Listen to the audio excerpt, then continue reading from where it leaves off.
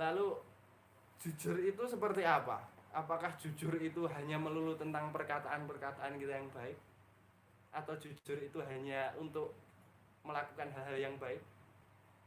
Ya, itu kita lihat tataran derajat kita itu, makomnya itu di tingkat mana, keimanan kita itu di tingkat mana.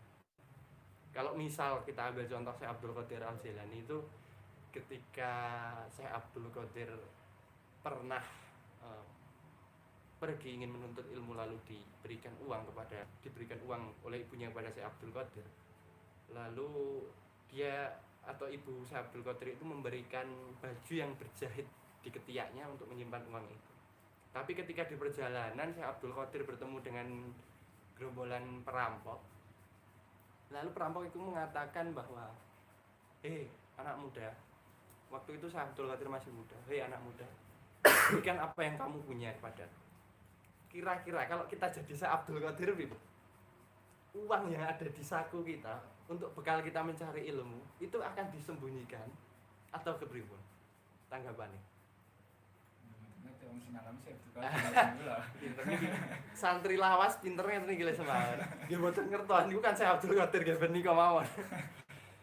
Jadi nyata. Kalau mungkin kita, terutama saya pribadi, ketika saya melihat copet atau rampok di jalan, pasti naluri kepuasan kita akan muncul. Naluri kepuasan itu apa, kita bahas di lain waktu. Naluri kepuasan itu akan muncul, yaitu kita akan melawan atau menyembunyikan, merasa kita yang mempunyai, maka kita patut untuk mempertahankan harta ini. Tapi Syekh Abdul Qadir ingat, Syekh Abdul Qadir mengatakan, "Saya punya uang di balik baju ini." Dan orang itu hanya tertawa, perampok-perampoknya itu. Karena apa? Mosok sih ono uang dirampok kok jujure kaya ngono. Tapi setelah silih berganti, perampok itu menanyai Syekh Abdul Qadir, akhirnya kepala perampoknya itu datang sendiri dan memeriksa, benar enggak di kantong saku Syekh Abdul Qadir itu ada uang yang lumayan banyak untuk bekal Syekh Abdul Qadir menuntut. Dan ternyata benar. Di situ ada uang yang lumayan banyak, saya lupa berapa nominalnya. Dan uang itu diberikan Syekh Abdul Qadir untuk perampok itu. Tapi ini kan banyak makna di balik cerita ini. Juga ceritanya kan kalau panjangnya kan kepala perampoknya terus ikrar kepada Syekh Abdul Qadir, menjadi murid Syekh Abdul Qadir. Tapi kita kesampingkan dulu makna-makna atau pesan-pesan moral di balik peristiwa ini. Kita hanya ambil satu kejujuran dari Syekh Abdul Qadir. Syekh Abdul Qadir itu ditanya, dan ketika ditanya itu Syekh Abdul Qadir mengatakan atau menjawab dengan kebersihan hatinya. Ketika kebersihan hatinya itu muncul, maka yang ada apa? Ucapan-ucapan jujur dari mulut Syekh Abdul Qadir.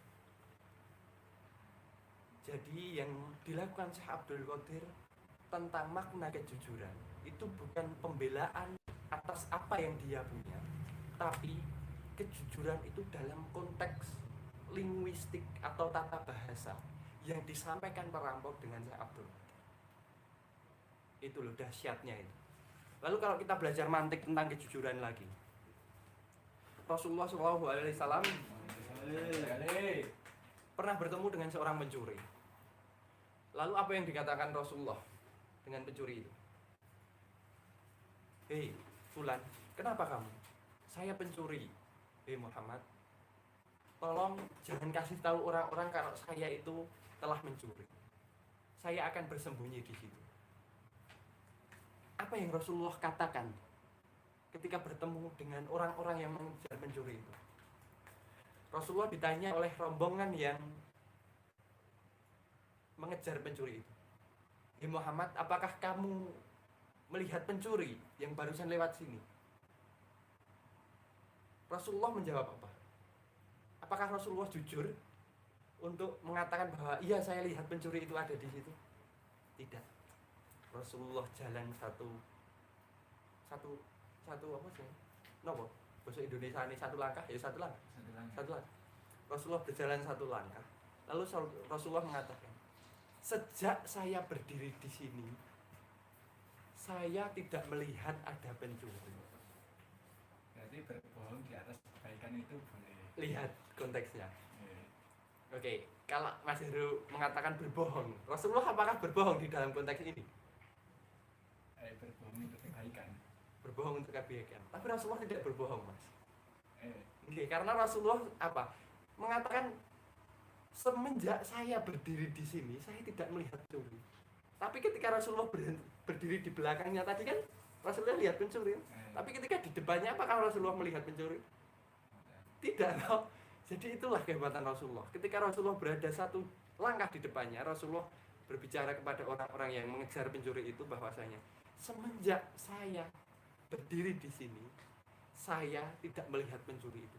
Dan itu benar. Karena apa? Karena Rasulullah sudah berdiri di depan satu langkah sebelum Rasulullah lihat pencuri tadi. Di logika, Rasulullah bohong atau tidak? Semenjak saya berdiri di sini, berarti kan Rasulullah benar-benar tidak melihat kan? Lah tidak. Iya. Jadi Rasulullah benar-benar tidak berbohong, tapi memanfaatkan apa? Kecerdasan akal nubuwah, akal Rasulullah. Itulah fungsi kejujuran yang harus kita terapkan di dalam berbagai segi kehidupan. Iya kan Mas? Gitu. Jadi gak mungkin lah kalau Rasulullah tidak jujur. Hanya mengubah konteks antara tadi Rasulullah di belakang, beliau mengatakan satu langkah ke depan. Semenjak saya berdiri, ada kata-kata semenjak saya berdiri di sini. Itulah kalau kita belajar tentang logika mantik, kita akan menemui pelajaran-pelajaran seperti itu. Jadi alangkah pentingnya kejujuran yang harus benar-benar kita tanamkan di dalam hati.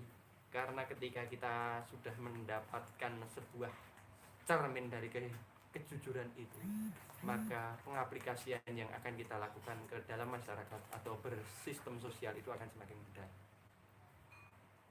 Banyak hal yang sebenarnya harus disampaikan di dalam konteks kejujuran ini, tapi karena mengingat waktu yang terbatas juga, dan mungkin kita akan lanjut ke ciri-ciri akhlakul karim berikutnya. Setelah jujur, apa yang harus kita perbaiki setelah kejujuran? Setelah kejujuran, pasti di dalam kejujuran itu sedikit demi sedikit tumbuh rasa keikhlasan. Ketika kita sudah dapat menerapkan kejujuran, maka sedikit demi sedikit rasa keikhlasan itu akan tumbuh di dalam hati. Bagaimana kita tidak ikhlas ketika kita tahu mana yang hak dan mana yang batil, dan mana yang buruk, mana yang baik, maka kita mengatakan dan menerapkan itu sebagai kebaikan atau keburukan secara jujur, maka kita akan mendapat keikhlasan di dalam hati itu, sebagaimana keikhlasan yang sudah sepatutnya kita lakukan atau kita jalankan di dalam ibadah kita.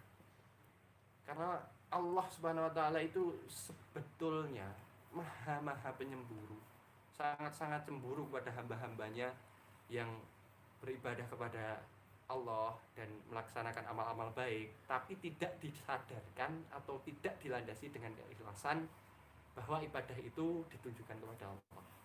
Jadi hati-hati, dan ini adalah fungsi keikhlasan yang harus sama-sama kita jalankan.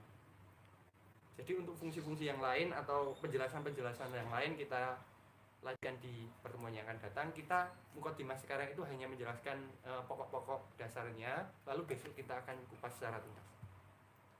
Lalu setelah kita dapat keikhlasan, apa yang kita dapat dari tataran kepribadian yang akhlakul karim atau akhlak-akhlak yang terpuji?